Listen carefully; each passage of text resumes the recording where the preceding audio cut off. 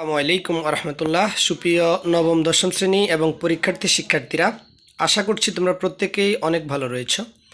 Mahfuz online টিচের নতুন আরেকটি video থেকে সবাইকে স্বাগত জানাচ্ছি। আজকের ক্লাসে আমি কথা বলবো রসায়নের গুরুত্বপূর্ণ 9টি প্রশ্ন নিয়ে। সুপ্রিয় শিক্ষার্থীরা, আশা করছি তোমরা প্রশ্নগুলো সম্পর্কে অবগত আছো। একটু স্ক্রিনের দিকে লক্ষ্য করো, সেখানে প্রথম প্রশ্নটা ছিল রসায়নের সাথে জীববিজ্ঞানের সম্পর্ক কী।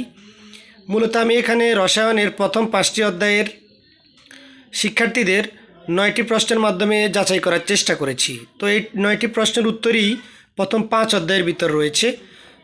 তোমরা যদি তোমাদের পাঠ্য বই খুব ভালোভাবে পড়ে থাকো তাহলে অবশ্যই এগুলোর উত্তর জানার কথা, এবং অবশ্যই এগুলোর মাধ্যমে নিজেকে ভালোভাবে যাচাই করার সুযোগ রয়েছে।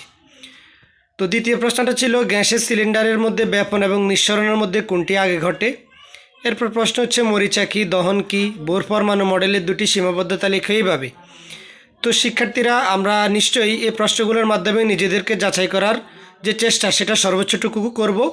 এই কামনায় আজকের ভিডিও থেকে এখানেই বিদায় নিচ্ছি। সবাইকে ধন্যবাদ।